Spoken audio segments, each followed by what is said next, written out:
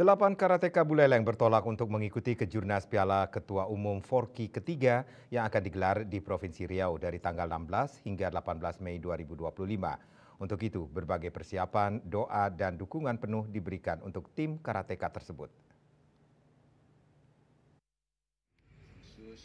Kejurnas ini akan menjadi ajang penting bagi para atlet untuk menunjukkan kemampuan dan meraih prestasi di tingkat nasional. Hasilnya akan menjadi dasar untuk memilih atlet yang mewakili Indonesia di ajang Southeast Asia Karate Federation. 8 karateka Buleleng yang masih berstatus sebagai pelajar SMP dan SMA ini nantinya akan berlaga pada kategori kata berego. Salah satu karateka, Gusti Komang Arya Wiragandi, siswa SMA Negeri 4 Singaraja, mengaku tidak mudah untuk mencapai kejuaraan ini. Banyak proses yang harus dilalui seperti seleksi-seleksi serta latihan-latihan yang cukup ketat setiap harinya.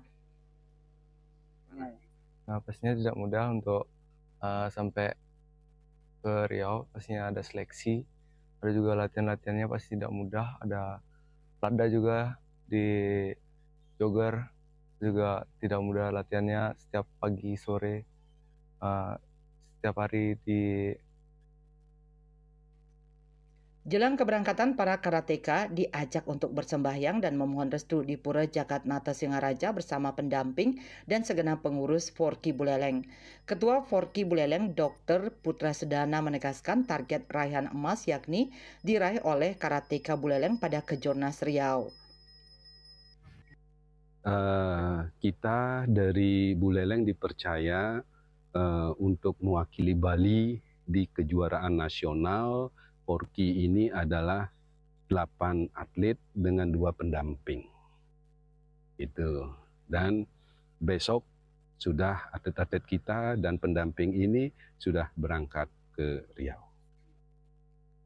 Ia menambahkan kadet termuda berumur 15 tahun dan masih duduk di bangku SMP. Para karateka ini pada Februari 2025 lalu telah melalui seleksi ketat di tingkat provinsi. Yasri Yuli, Bali TV.